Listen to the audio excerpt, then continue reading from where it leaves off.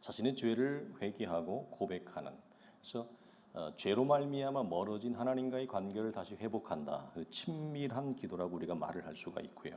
그다음에 마지막 우리가 세 번째 마디는 뭐냐면 이 모든 첫 번째와 두 번째를 지나면 비로소 이제 자신을 위한 간구, 우리 개인적인 기도의 간구죠. 그리고 이웃을 위한 기도의 간구, 그리고 더 나아가서 공동체를 향한 기도. 우리 이것을 밖을 향한 기도다. 이렇게 우리가 말을 합니다. 우리가 나중에 이제 좀 더 들어가면 나누겠습니다만 이 세 번째 마디에서 자신과 이웃과 공동체를 향한 기도할 때 특별히 우리 이제 누구나 다 이 자기중심적인 부분이 누구나 다 있기 때문에 내 개인적인 긴급한 기도를 하려고 기도를 저녁에 하러 나오는 경우가 많습니다. 누구나 다 그렇죠. 그런데 기도를 하려고 내 필요와 내 아픔 때문에 기도하러 나왔는데 내 기도가 막히고 갑자기 다른 기도를 하나님이 성령께서 기도를 막 이끌 때 여러분 혹시 그런 걸 경험한 적이 있는지 모르겠습니다. 나는 이게 아프고 이게 답답하고 이게 힘들어서 내가 개인적인 기도를 하러 나왔어요. 그런데 기도를 하고 시작하는데 갑자기 성령께서 다른 사람을 위한 중보의 기도로 내 기도의 물줄기를 확 이끌어갈 때를 여러분 적지 않게 경험합니다. 그럼 그럴 때는 여러분 어떻게 해야 되나요? 그럴 때는 어떻게 해야 되죠? 나는 내 필요가 급하니까 내 기도만 계속한다. 근데 그렇게 기도가 안 됩니다. 왜냐하면 기도는 내가 하는 것 같지만 성령께서 내 기도를 이끌어가는 거기 때문에 내 개인의 필요보다도 더 시급한 어떤 일이 있습니다. 그럼 성령께서 기도하는 자에게는 그 기도하는 성도를 통해서 어떤 긴급한 일을 성령께서 기도하게 하시는 경우를 굉장히 많이 봐요. 이건 거의 100%입니다. 그래서 그 기도가 끝나고 난 다음에 그 지체에게 물어봅니다. 요즘 힘든 일이 있어? 무슨 일이 있어? 아니면 어느 성령께서 그 교회를 위해서 기도하게 했다. 그럼 그 교회 목회자에게 전화를 합니다. 아니면 외국에 있는 어떤 선교사님에게 전화를 합니다. 그러면 반드시 어려운 일이 있습니다. 그래서 루터나 칼빈 같은 경우는 뭐라고 하냐면 우리가 내 개인의 필요를 따라서 기도하러 왔지만 성령께서 내 기도의 줄기를 바꿀 때는 내 기도를 놓는 것입니다. 그리고 성령이 이끄는 대로 그 떠오르게 한 지체나 그 교회나 선교사님을 위해서 기도하는 거예요. 이게 굉장히 우리에게 여러분 필요한 기도입니다. 기도의 첫 번째 단추는 우리가 이제 여러분 나눠 하나님을 찬양하는 것으로 시작하라. 그리고 더불어 감사하는 것으로 시작한다. 오늘 우리가 주기도문을 모르는 분은 없습니다. 그러나 하늘에 계신 우리 아버지의 이름이 거룩히 여김을 받으시옵소서라고 하는 것이 여러분 찬양이라고 하는 사실은 잘 모릅니다. 제자들이 우리에게 기도를 가르쳐 주세요. 주님 할 때 주님이 내가 너에게 이렇게 기도하라 분명히 말씀을 하시고 그리고 난 다음에 처음으로 알려주는 것이 뭐냐면 찬양으로 기도를 시작하는 것을 알려줘요. 그러니까 이건 굉장히 우리에게 주목할 만한 사실이고 이것은 주님께서 직접적으로 우리에게 가르쳐 준 사실이기 때문에 기도를 시작할 때 찬양으로 기도를 시작하는 것은 엄청나게 중요합니다. 그리고 그 안에는 많은 기도의 비밀들이 담겨져 있습니다. 여러분 왜 찬양으로 기도를 주님이 시작하라고 했을까요? 찬양은 기도를 여는 첫 단추입니다. 첫 단추를 잘못 끼우면 이렇게 엉켜진 채로 기도를 하게 되어집니다. 물론 예외적인 경우가 있습니다. 어떤 경우냐? 정말 긴급한 기도가 있어요. 정말 급한 기도가 있어요. 예를 들어서 수술실에 중환자실에 지금 들어갔어요. 갑자기 사고를 나서 중환자실에 응급수술을 해요. 정말 급한 일들이 있을 수 있어요. 생사를 오가는 일. 그럴 때는 우리가 그런 일을 겪으면 제가 여러 번 말합니다만 그런 일을 안 겪는 게 우리는 뭐 이렇게 복이라고만 생각하지만 우리가 안 겪을 수 없거든요. 평상시에는 이렇게 편하게 앉아서 그냥 기도하죠. 기도를 하는 둥 마는 둥 할 수도 있습니다. 근데 그렇게 급박한 일을 당하면 그냥 주저앉게 됩니다. 사람이. 풀썩 주저앉아서 하나님 앞에 엎드려 기도하게 돼 있습니다. 평상시에는 쫙 이렇게 거만하게 기도해요. 급한 일을 맞이하면 그 모든 것은 해제가 됩니다. 땅바닥에 엎드려 버립니다. 이런 긴급하고 예외적인 기도가 있어요. 이럴 때는 찬양으로 시작할 여유가 없어요.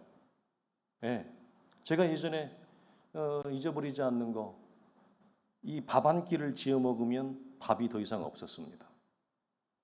그래서 제가 밥상을 딱 놓고 하나님 앞에 찬양한 게 아니라 딱 이 마디 했어요. 하나님, 아시죠? 이거 먹고 나면 쌀이 없습니다. 더 먹을 게 없습니다. 이렇게 기도한 적이 있어요. 그때는 찬양할 수 없어요.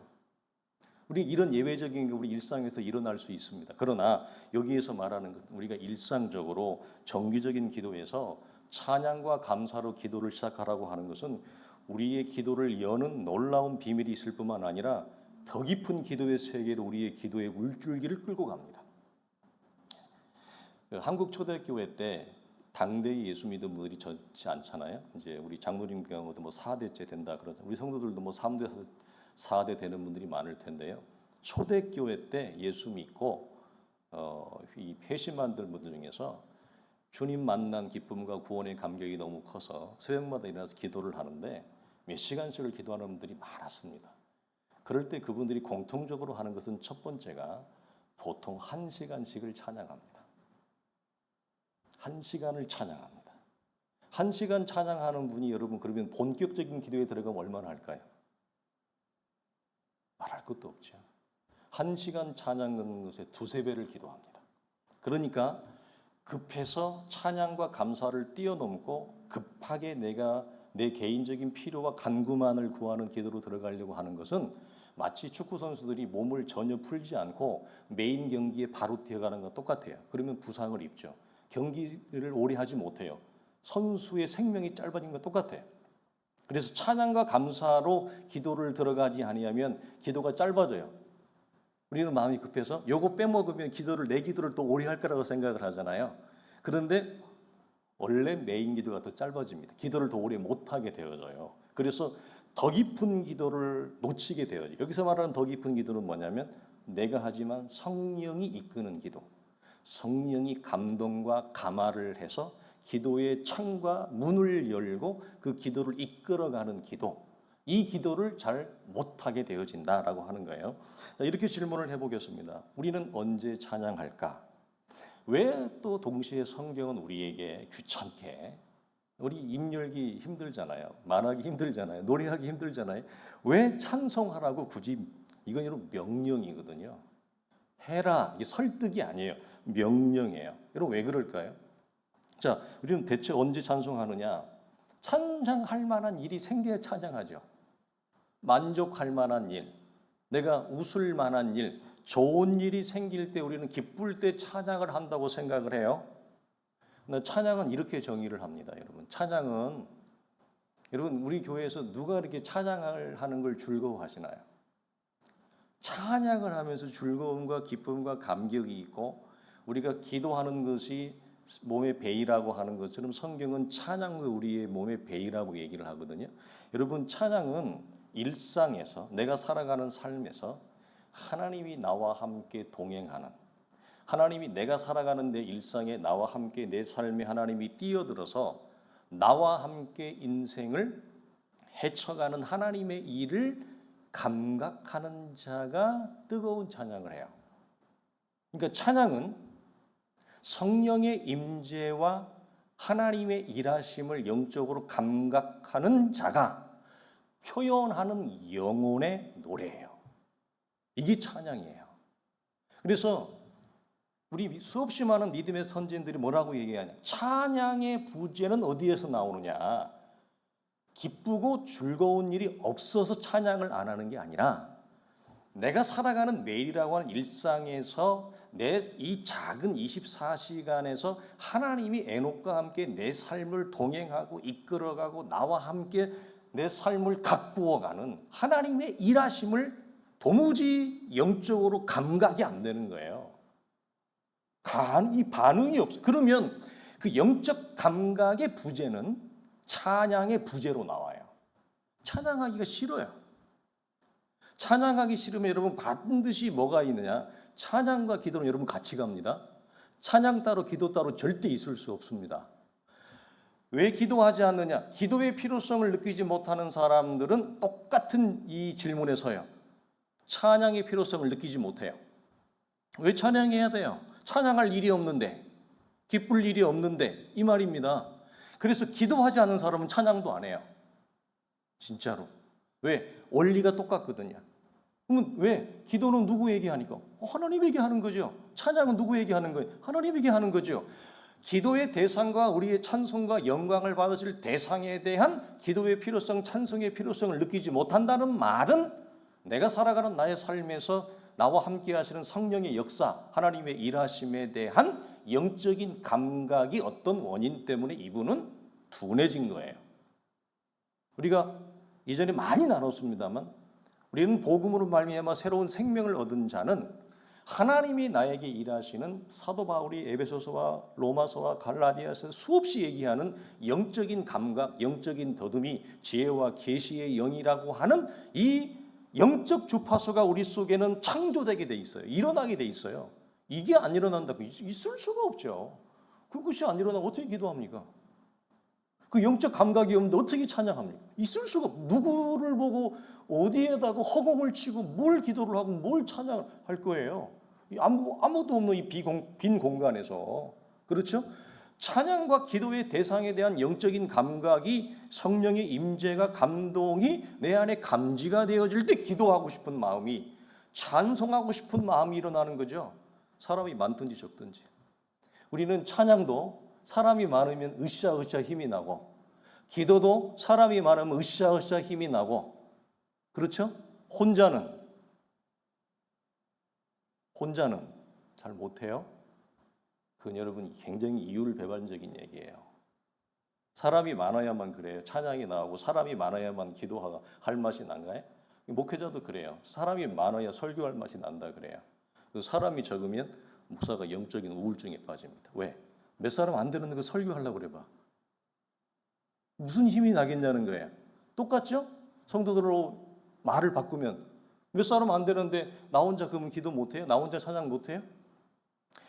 우리가 생각하는 주변부는 사실은 우리가 기도와 찬양을 하지 못하는 데 있어서 성경적인 답변은 전혀 되지 못합니다. C.S. 루이스가 여러분 굉장히 멋있는 말을 했는데요. 온전하게 찬양할수록 즐거움은 더 커지고 기쁨 또한 더 강렬해진다. 찬양의 결핍은 현실 세계에 뛰어들어 일하시는 하나님을 감각하지 못한다라고 하는 부인할 수 없는 증거다. 여러분이 일상에서 찬양이 여러분 아침에 일어나서 찬양이 영이 여러분 안에 성령이 찬양의 영은 성령의 영이에요. 이 영이 아침에 일어나자마자 하나님을 찬양하는 성령의 영이 그 찬송의 영이 이스라엘의 찬송 중에 거하시는 주여 주는 거룩합니다. 그 흥얼거림이 여러분 나오는가 보세요. 오늘 하루 일을 끝나고 집에 돌아가면서 차 안에서 그 하나님을 기뻐하고 즐거워하는 이 영적인 노래가 영적인 표현이 여러분 나오는가 보라는 거죠. 나를 둘러싼 삶의 자리에서 일하시는 하나님과 교제하지 못할 때는 찬송이 닫혀버립니다. 우리가 하는 대로 여러분 찬양의 목적은 하나님을 기뻐하는 거예요. 항상 기뻐하라, 쉬지 말고 기도하라, 범사에 감사하라. 이는 그리스도 예수 안에서 너희를 향하신 하나님의 뜻이다 할 때 이 순서를 잘 봐야 돼요. 가운데가 기도가 있고요. 앞에 뭐가 있죠? 기뻐하라. 누굴 기뻐하라는 거예요?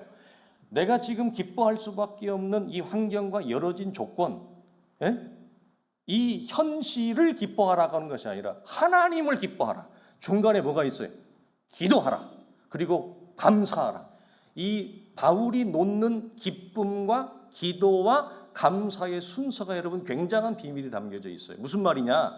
기도는 왜 기도하지 않느냐? 우리 여러 가지 리스트를 쭈루루루 우리가 나열했습니다. 가장 근본적인 것은 바울의 말에 의하면 하나님을 기뻐하지 않기 때문에 기도하지 않는 것입니다. 수없는 리스트들이 있습니다. 기도할 수 없는 우리가. 자, 첫 번째 기억나서 바쁘다. 현대인은 너무 바빠. 고단하다. 피곤하다. 리스트들이 굉장히 많았습니다. 우리가 나누었던 기도의 장애물. 근데 바울은 딱 한마디로 얘기해요. 기도를 놓고 첫 번째 뭐느냐? 항상 기뻐하라. 하나님을 기뻐하지 않는 영혼은 찬송도 안 나오고 기도도 안 돼요. 여러분, 이게 놀라운 거예요. 아주 단순하지만 굉장히 강력한 파워풀한 말씀이 이 안에 있는 거예요. 그래서 여러분 이 하나님을 기뻐할 때 그럼 여러분 왜 여러분 기도가 이럴까요? 하나님 기뻐할 때 여러분 기쁨의 대상이 그 사람 만나면 괜히 이렇게 속상하고 속쓰리고 같이 얼굴 쳐다보기 힘들고 괜히 부담스럽고 빨리 이 사람 좀 빨리 내 앞에서 좀 사라졌으면 좋겠고 빨리 업무 끝나고 좀 각자 갈 길로 갔으면 좋겠고 그런 대상이 있는데 기도 오래 할 수 있어요? 그 사람하고 오래 얘기할 수 있어요? 그 사람하고 억지로 끌려서 밥도 먹어야 되고 차도 마시고 커피도 마시고 비즈니스도 하고 더 사는 얘기까지 여러분 할 수 있어요? 그게 불가능합니다.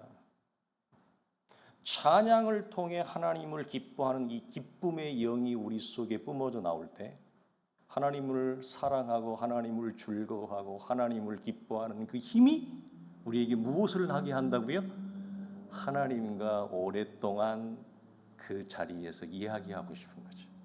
하나님과 오랫동안 여러분 말하고 싶은 거죠. 대화하고 싶은 거죠. 그것이 기도를 오랫동안 하게 합니다. 뭐 다른 게 있는 게 아닙니다. 예? 어떤 약발을 받는 게 아닙니다. 어떤 뭐 오래 앉아 있는 궁둥이를 오래 앉아 있는 약이 있는 게 아니라 오래 기도할 수 있는 것은 내 앞에 계신 하나님을 즐거워하고 기뻐하는 것이 유일합니다. 그래서 찬양을 통해 하나님을 기뻐하는 기쁨의 영이 터지면 그 다음에 나오던 게 뭔가요? 그 다음에 여러분 기도해 보니까 뭐가 나오던가요? 하나님을 기뻐하는 이 찬양의 영이 우리 안에 흘러 나올 때 그 다음에 자연스럽게 나오는 게 뭐던가요? 감사가 나오죠. 그래서 찬양과 감사로 기도를 시작하라. 우리 믿음의 선진들이, 그리고 성경이 우리에게는 여러분 진리입니다. 그래서 하나님을 기뻐하면 하나님을 감사하는 기도로 나오고, 그러면 기도를 열어줄 뿐 아니라 우리 속에 성령이 그때 우리 안에서 여러분 춤을 춥니다. 성령이 내 기도를 잡고 이끌어가는 역사가 있습니다. 그러면 기도가 길어져요. 이게 더 깊어지면 어떤 일이 일어나느냐? 바울이 얘기했던 것처럼 내가 몸 안에 있는지 몸 밖에 있는지 나는 모른다. 우리식으로 얘기하면 기도 한 30분 한 것 같은데 3시간, 4시간이 훅 지나가 버렸어요. 2-3시간이 훅 지나가 버렸어요. 이런 역사가 일어나요. 이게 무엇이 가져온다? 하나님을 기뻐함과 하나님을 감사함이, 거기에 성령이 역사하는 거예요. 그래서 우리가 요한복음을 보면 성령께서 이렇게 말씀하시잖아요. 내 뒤에 그리스도께서 내 뒤에 보혜사가 올 건데 그는 내 것을 가지고 너희에게 가르치고 너희에게 기억나게 하고 생각나게 하고 감화한다. 그러니까 우리가 하나님을 기뻐하고 즐거워할 때 우리 안에 성령은 역사하는 거예요. 성령은 아무 때나 역사하는 게 아니라 우리가 나누었습니다. 왜 성경적인 메시지와 복된 진리가 증거될 때 사람들의 영혼과 생각과 삶이 변화가 되어지고 조금이나마 삶의 균열이 일어나는가? 그 균열이 점점 커지잖아요. 그러다가 내 인생의 첫사람의 내 사고 체계가 무너지고 그리스도 안에 새로운 사람으로 우리가 새롭게 창조되는 거예요. 왜 그러느냐? 성령은 그리스도의 말씀이 전파될 때 성령은 역사해요. 똑같이 우리가 하나님을 기뻐하고 즐거워할 때 왜 성령이 역사하느냐? 같은 하나님이시기 때문에, 같은 영이기 때문에 성령이 우리 안에 역사하는 거예요. 그래서 여러분 찬양을, 기도를 시작할 때 반드시 찬양과 감사를 순서로 우리 믿음의 사도가 놓은 겁니다. 여러분 찬양과 감사의 다른 점은 뭐냐? 찬양은 하나님 자체를 노래하는 거예요. 찬송은 하나님, 우리가 뭐 어려운 말로 하면 하나님의 성품이라는 말을 쓰는데 그냥 하나님 자체가 좋은 거예요.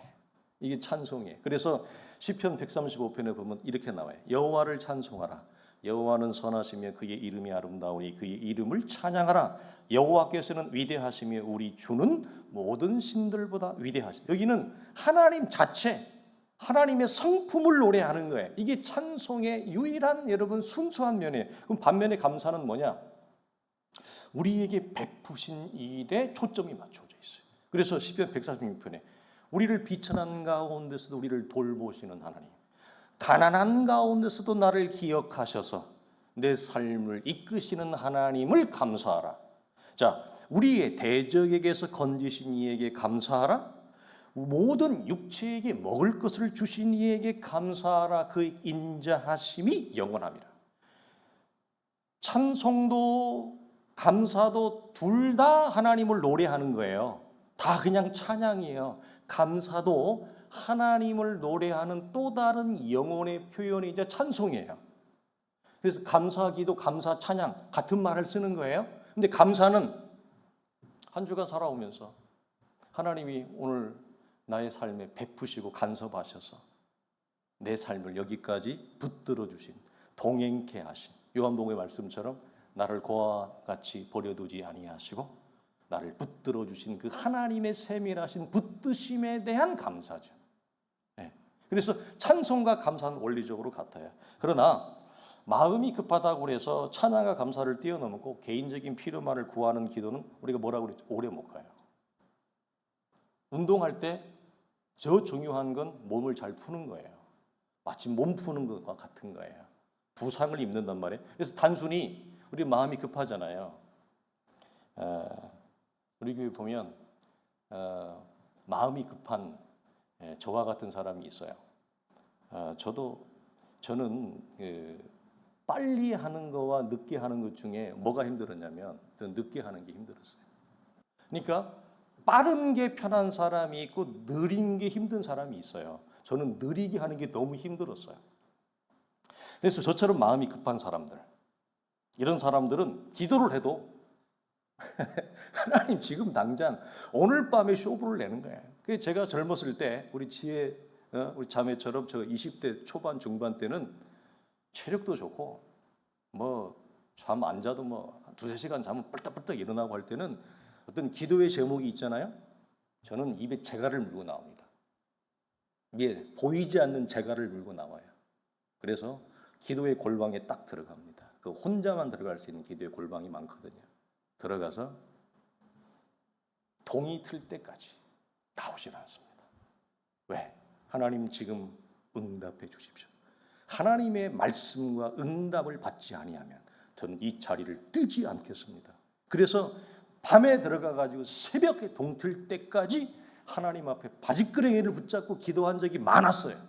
그러면 정말로 그때는 우리 이번 주 단톡에 우리 권 집사님이 얘기한 것처럼 그때는 새신자 아닙니까? 제가 하나님 앞에 앉은 새신자, 믿은 지 얼마 안 된 새신자, 그렇게 바지끄레기를 잡고 하나님 앞에 밤이 새도록 정말 땀이 그냥 어떻게 나는지도 모르고 기도를 하면 정말 여호와의 음성이 임했고 하나님의 응답이 임했고 그 말씀 붙들고 가면 그대로 성취되는 일이 정말 많았어요.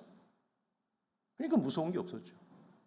아무것도 없는데 하나님 하나 믿는 배짱 가지고 여러분, 그러나 이게 시간이 흘러가고 우리 믿음의 장성을 하게 되어 이렇게 응답만을 빨리 구하는 기도는 여러분 굉장히 독약이 됩니다. 이제 나중에는 이제 우리의 발목을 잡아요. 이런 식으로 기도를 배우면 일반적인 경우에는 오랜 시간을 기도할 수도 없을 뿐만 아니라 정규적으로 기도하지도 못하고 우리가 제일 이제 안 좋은 거 뭐죠? 내가 급할 때만 와서 인스턴트 기도자가 됩니다. 내가 필요할 때만, 급할 때만, 급박할 때만 하나님의 이름을 부르는 인스턴트 기도자. 그러니까 여러분 인스턴트 많이 먹고 여러분 건강한 사람 없잖아요. 인스턴트 기도도 여러분 동일해요. 우리는 흔히 좋은 일, 감사한 일이 생겨야 감사기도, 감사 찬양을 할 수 있다고 생각합니다만 꼭 그런 것은 아닙니다. 지난주에 나누었듯이 사람은 형통해도 얼마든지 감사하지 않을 수 있다. 형통해도 하나님을 떠날 수 있다. 로마서 1장 21절에 사도가 이렇게 얘기합니다. 하나님을 너희는 알잖아. 하나님을 알면서도 영화롭게 아니하며 하나님을 알면서도 감사치도 아니하는 너희여, 이 말을 합니다. 그러니까 우리가 얼마든지 이룰 수 있어요. 누구도 예외가 없어요. 이 말씀은 감사하고 좋은 일이 일어나도 감사의 원인과 대상을 하나님 앞에 올려드리지 아니하고 모든 감사의 조건과 원인이 자기 때문에 일어났다고 생각합니다. 자신에게서 감사의 원인을 찾는 거예요. 그러니까 자기가 자기 자신을 높이고 자기가 자기 자신을 칭송하게 되어져서 하나님 앞에 돌아갈 그 영광의 몫을 예수의 이름을 동원하나 실제는 자기가 강탈을 해버리는 하나님의 영광을 도둑질하게 되어지는 것입니다. 그래서 이 말은 감사한 일을 하나님으로부터 그 선물을 받았음에도 불구하고 사람은 얼마든지 감사하지 않고 그 공로를 자기에게 돌릴 수 있다. 이것이 부패한 죄된 인간의 특징이다. 사도는 이렇게 얘기를 합니다. 그러니까 우리의 기도에서 이런 감사 찬양 감사 기도가 빠지면 깊은 기도로 못 들어가요. 맨날 인스턴트 기도자가 되고 만다는 얘기예요. 그러니까 맨날 나의 필요와 소원만을 구하는 이기적인 기도자가 되어져요. 그래서 이기적인 기도자가 되어지면, 인스턴트 기도자가 되어지면 기도를 많이 해도 하나님 자체를 즐거워하지 않습니다. 우리가 이번 주에 나눌 큰아들 작은아들, 지난주 잠깐 나누었습니다만, 큰아들은 작은아들도 마찬가지입니다. 하나님 자체를 즐거워하지 않습니다. 둘 다. 그러니까 아버지의 품 안에 있는 이 바운더리 안에 있는 아버지가 줄 수 있는 내용물에 대해서 관심이 있지, 아버지의 마음을 이해한다거나 아버지의 마음이 얼마나 속이 상한다거나 아버지가 마음이 얼마나 지금 외롭고 쓸쓸하고 우리를 향한 마음 때문에 힘들어하는지 이런 것에 대해서는 첫째나 막내나 둘 다 문외한이에요. 무엇에만 관심이 있다고요? 첫째가, 아버지는 나한테 왜 이렇게 안 해줘요? 나한테 이런 거 안 줬잖아요. 그러니까 전부 다 아버지와의 관계를 한 번도 언급을 안 합니다. 전부 다 뭘만 얘기해요. 아버지가 이렇게 잘 사는데 왜 나한테는 이걸 안 줬어요? 그러니까 우리가 늘 얘기해요. 저렇게 못난 놈한테도 저렇게 유산을 줬었고 저런 녀석한테 주려면 나한테 줬어야지. 우리가 이런 거 아닙니까? 하나님, 아니 저렇게 예수 믿는 사람이 저렇게 엉터리 방터리로 저렇게 신앙생활하는데 저 사람이 잘 된다고요? 하나님, 나를 좀 축복해 주셔야죠.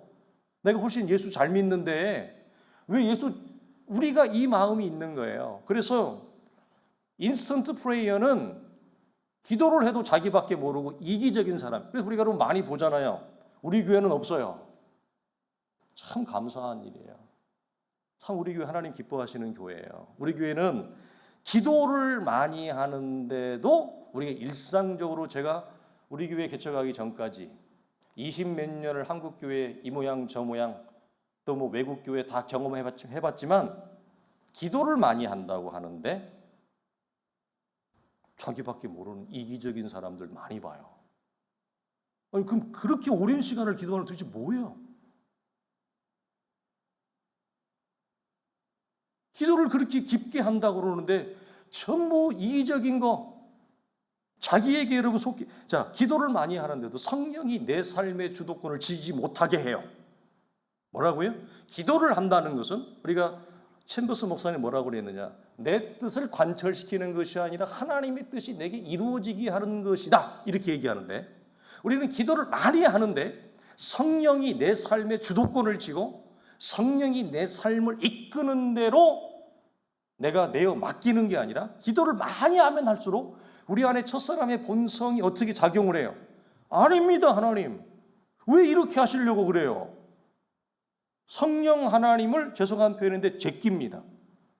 그리고 지가 주도권을 잡고 하나님을 뒤로 밀쳐버려요. 기도를 많이 한다고 하는 사람들이, 여러분 무서운 거예요 이게. 그러니까 그런 사람이 막 이제 되면 죽는 겁니다. 이제 그런 사람이 장로님이 되고 그런 사람이 부장 집사님이 되고 그러면 이제 죽는 거예요. 이제 그 밑에 있는 교사들, 그 밑에 있는 이제 집사님들은 죽는 거예요. 이제 왜?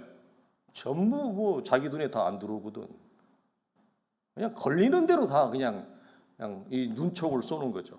그러니까 기도를 많이 해도 하나님을 즐거워하는 보다는 더 인생의 성공과 형통에 더 강한 집착을 냅니다. 기도를 많이 할수록. 그러니까 이것은 잘못된 기도죠. 자, 여러분, 왜 성경이 기도의 첫 단추로 찬양과 감사를 놓고 시작해야 하는지에 대한 위대한 천명이에요. 자, 말씀을 마십니다. 시편 150편 가운데 마지막 시편은 뭘로 끝나죠? 호흡이 있는 자마다 여호와를 찬양할지라. 이 말을 반복하고 마무리합니다. 유진 피터슨은 이렇게 얘기합니다. 어떤 기도든지 찬양의 틀 속에서 드려진다. 그렇다면 기도를 마무리하는 것도 찬양으로 끝나는 것은 너무나 자연스러운 사실이다. 여러분 동의하십니까? 동의하십니까? 여러분이 이제 좀 그냥 알아듣기 위해서 이런 용어를 쓰자고요. 기도가 정말 잘 됐어요. 성공적인 기도를 하셨어요. 기도가 정말 잘 됐어요. 여러분이 개인 기도를 혼자 나오셨는데, 예? 영혼의 만족과 배부름과 하늘의 생수와 하늘의 신령한 공기를 맛봤어요. 예. 그럴 때 여러분 일어날 때 여러분의 영혼에서 무엇이 나오던가요? 기도가 정말 하나님 앞에 상달되어지는 하나님과의 친밀하고 달콤한 시간을 여러분 지내고 기도를 자리에서 일어나면 영혼이 스스로 찬양을 합니다. 우리의 영혼이 스스로 찬양을 합니다. 이게 놀라운 일. 그래서 우리의 기도는 사실 여러분 찬양으로 시작했다가요 중간중간에도 찬양합니다. 그죠? 그리고 기도를 마무리할 때도 찬송으로 하나님 앞에 영광 돌리고 발걸음 가볍게 집으로 돌아갑니다. 너무 아름다운 사실이에요, 이게. 그래서 시편 150편의 마지막 호흡이 있는 자마다 여호와를 찬양하라라고 하는 것은 우리 여러분 더할 나위 없이 크죠. 그래서 자신의 처지가 얼마나 고단하든지 내 의심과 회의의 안개가 얼마나 깊든지 그리고 내가 지금 얼마나 이게 화가 나서 업셋이 되어져 있는지 상관없습니다. 그리고 도대체 얼마나 내가 믿음으로 살아가려고 하지만 왜 내가 도대체 이런 시련을 겪어야 하는지 그리고 언제까지 내가 이것을 참아야 하는지라고 하는 원망과 분노의 질문을 던져왔든지 관계없습니다. 우리의 기도는 반드시 기도의 물줄기는 모이고 모여서 찬양이라고 하는 강에 이르게 되어지고 그 하나님을 찬양하는 찬송의 강에서 우리는 하나님의 거룩한 보호자 앞에 이르게 돼요. 모든 하나님의 사람들은. 그래서 성공적인 기도를 하게 되어지면 우리의 영혼의 회복과 치유와 만족함과 영혼의 단생수를 왜 경험하느냐? 기도의 물줄기가 찬양의 강으로 흘러 모아서 나를 어디다 데려다 놓는다고요? 하나님의 거룩하고 영광스러운 보좌 앞에 나를 딱 세워놔요. 우리 일상에서는 하루 종일 바쁘고 이 사람 저 사람 만나고 이 일 저 일 하다 보면 정신 없잖아요. 그 하루라고 하는 24시간에서는 사실 우리가 고백하는 건 뭡니까? 하나님의 거룩한 영광과 얼굴과 보좌를 우리는 대면할 수 없잖아요. 그런데 기도가 우리를 하나님의 거룩하고 영광스러운 보좌 앞에 우리를 갖다 세워 놓는다고 하는 것이지요. 우리 사랑하는 성도들이 찬양과 감사를 통해서 깊고 풍성한 기도를 많이 경험할 수 있기를 주님의 이름으로 축원합니다.